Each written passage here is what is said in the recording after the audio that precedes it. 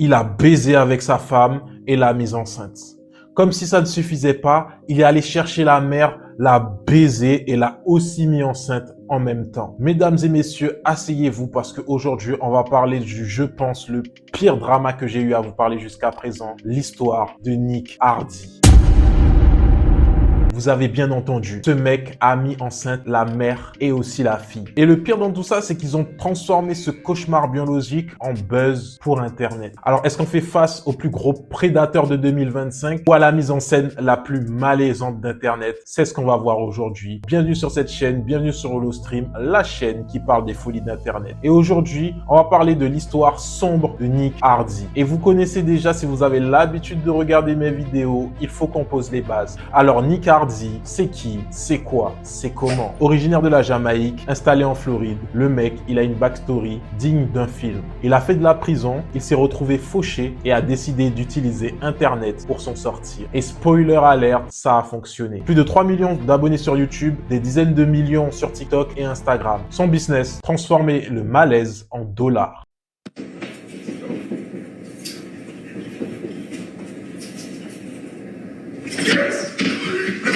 Oh no, that's me. Oh my God, the head. Nick, il a compris une chose sur Internet. Plus tu es prêt à perdre ta dignité, plus tu gagnes de l'argent. N'est-ce pas la team Nasdaq, hein? Il a bâti son empire sur ce qu'on appelle le rage baiting. Faire exprès de poster des trucs qui vont soit t'agacer, soit t'énerver. Tout ça pour te donner l'envie de commenter. Parce qu'un méchant commentaire, c'est comme un bon commentaire. L'algorithme, lui, il en a rien à faire. Parce qu'on a plus de réactions face à une vidéo qui nous énerve qu'une vidéo qui nous fait du bien. On aura plus tendance à commenter, à partager une vidéo qui nous agace qu'une vidéo qu'on aime. Une vidéo qu'on aime, on va juste la liker et passer à la suivante. Une vidéo qui nous agace, on va la partager à nos amis, la commenter, l'enregistrer, pourquoi pas pour après y réagir ou pour revenir dessus pour voir comment la vidéo elle a évolué. Est-ce que tout le monde est d'accord avec ma manière de penser ou pas? C'est pour ça qu'une vidéo qui fait un bad buzz, ça reste quand même du buzz. Mais on aura le temps de le développer au cours de cette vidéo-là. Bref, Nick a bâti son empire sur des vidéos farfelues. Et pour ce faire, il a des complices assez spéciaux, des créatrices d'OnlyFans. Who's calling this shit? Who's calling this shit? Who's calling this shit? Who's calling this shit? Yo, Sam. Who's calling this shit? Cette plateforme revient trop souvent sur ma chaîne. Nick, c'est le roi de la collab. Il met ses créatrices de contenu dans toutes ses vidéos en créant des situations de plus en plus malaisantes pour susciter des réactions. I know, I didn't even know about Who it. the fuck was that? I just want to see Grace. The fuck was that, champ? C'est du soft porn déguisé en divertissement YouTube. Son audience, des millions de jeunes qui consomment ça comme une télé-réalité non censurée. C'est là qu'on voit le génie ou le vice du gars. Il a compris que l'algorithme de YouTube ne peut pas le bannir s'il reste juste à la limite de la règle. Il utilise ces femmes comme accessoires de clics. Elles y gagnent de la visibilité pour leur compte privé. Et lui, il rafle le million de vues. Il me fait totalement penser à Adam22. D'ailleurs, ma vidéo sur lui est déjà disponible sur le lien juste là. Je sais pas encore où ça va apparaître, mais allez la voir. Elle est aussi pleine de rebondissements. Pourquoi Adam22? Parce que tout comme Nick Hardy, il a basé son contenu sur le buzz. Mais le problème avec ça, c'est que quand tu bases ton contenu sur le buzz, il faut se renouveler sans cesse, quitte à franchir certaines limites. Nick le sait, dans le monde du contenu pour adultes, la catégorie Stepmom et Daughter sont les catégories les plus recherchées. Comment je le sais? J'ai juste demandé à ChatGPT. N'allez pas croire que j'ai vérifié ça de moi-même. J'ai juste demandé à ChatGPT les statistiques. Bref, on avance s'il vous plaît. Nick a simplement pris les fantasmes les plus sombres d'Internet pour les injecter dans sa vraie vie. Il a transformé sa propre famille en une production pornographique grand public. À gauche, Jade, 22 ans. La définition même de la Gen Z de Miami. Pour elle, la vie c'est un plateau de tournage permanent. Elle est la petite amie officielle de Nick. Mais à sa droite, on a Dani, 44 ans. Et là, oubliez l'image de la maman qui fait des cookies. Dani, c'est une fitness mom qui vit pour son image. Elle est accro aux injections et au contenu épicé pour son OnlyFans. Le truc fascinant mais aussi flippant, c'est leur complicité. Dans leurs vidéos, elles ne se comportent pas comme mère et fille. Elles chill en bikini, elles font des danses TikTok synchronisées rivalisé, on dirait deux meilleures copines en compétition pour le même trophée. Bon, maintenant que vous avez les personnages, vous vous demandez sûrement comment ça se passe concrètement. Le 22 novembre 2024, Nick nous sort la vidéo How having two wives save my relationship. En français, comment avoir deux femmes a sauvé ma relation. Parce que vivre avec sa meuf et sa belle-mère sur le même toit, ça demande une organisation digne de la NASA. Alors accrochez-vous parce que Nick nous a dévoilé tout ça dans sa vidéo. Well, a typical day, I usually sleep in.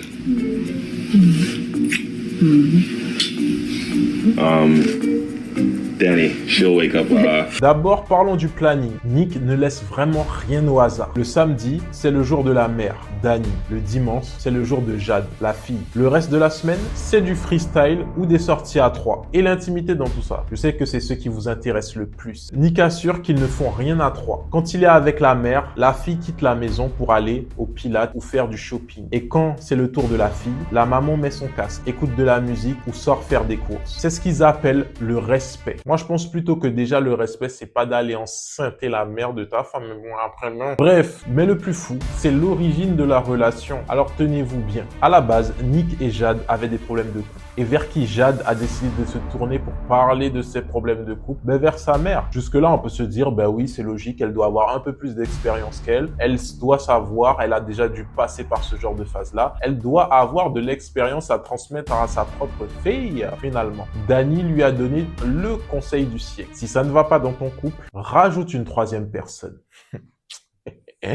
Et Dieu, hein? Et devinez quoi? Elle s'est dévouée pour le poste. N'hésitez pas à me dire ce que vous en pensez en commentaire à ce niveau-là de la vidéo, parce que la folie arrive juste après. Et si vous trouvez que ça ne va pas assez loin, parlons d'argent. Les deux femmes déposent l'intégralité de leurs revenus OnlyFans sur un compte bancaire en juin. Qui est-ce qui gère ce compte bancaire selon vous? Nick. Il gère les finances, il gère les carrières et il gère les femmes. Non mais lui, il a tout compris, hein? Nick dit qu'il veut inspirer le monde avec ce modèle. Il dit même que beaucoup de personnes sont venues le voir pour lui dire qu'il a totalement raison de faire ce qu'il fait et que ça les inspire à faire de même au sein de leur propre couple.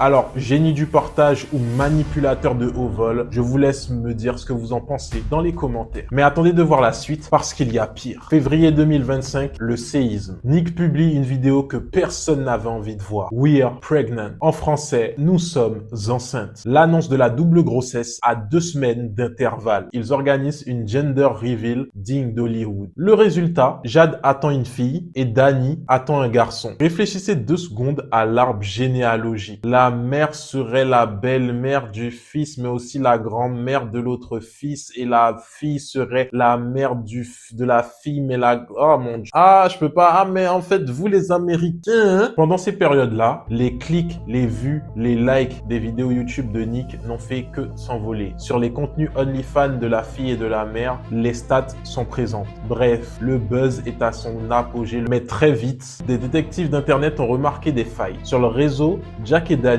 postent des vidéos sans aucun ventre rond, aux mêmes dates où elles sont censées être enceintes de 5 mois, dans les vlogs de Nick. En même temps, tenir un secret aussi gros sur plusieurs mois, ça risquait d'être compliqué. Nick a fini par lâcher le morceau. Dans une interview et sur ses réseaux, il a avoué que les grossesses étaient fausses. C'était une mise en scène, un prank géant pour attirer l'attention du monde entier. Mais attention, parce que c'est là que ça devient vicieux. S'il a avoué pour les bébés, il jure que le reste est vrai. Il maintient qu'il vit bien avec la mère et la fille, qu'ils partagent le même lit et le même compte en banque. En gros, il a utilisé ce mensonge des doubles grossesses pour braquer les projecteurs sur leur trouble. Déjà ultra controversé. Mais je vous l'ai dit en début de vidéo, le problème avec cette stratégie de buzz, c'est qu'il faut à chaque fois le renouveler. Une première fois, ça a été un coup marketing de dire qu'ils étaient en troupe, mais avec le temps, les vues se sont essoufflées et fallait relancer la polémique, relancer le buzz, et donc pour relancer le buzz, il fallait inventer une nouvelle histoire. Et le problème avec ce genre de choses, c'est qu'il va falloir aller encore plus loin et aller chercher encore plus s'ils veulent continuer à être vus. Dans d'autres prises de parole, il rigole et nous explique que c'était une expérience sociale pour montrer à quel point les gens sont crédules. Alors, le verdict pour toi, c'est quoi? Est-ce que Nick Hardy est un génie du marketing? Si on regarde les chiffres, oui. Il a généré des millions de dollars en quelques mois. Il a hacké nos cerveaux en utilisant nos instincts les plus bas, le dégoût et la curiosité. Mais Mais à quel prix? On est en 2026 et la frontière entre la réalité et la mise en scène a totalement disparu. Ces gens sont prêts à simuler la vie, la naissance et à briser tous les tabous familiaux pour quelques centimes de pub. Le plus triste dans l'histoire, ce n'est pas Nick, mais c'est Dani, cette mère qui accepte de transformer sa relation avec sa fille en un cirque médiatique déviant pour ne pas devenir inintéressante sur les réseaux sociaux. Et c'est là le vrai drame de cette époque. Tout faire pour ne jamais être oublié jusqu'à vendre sa famille,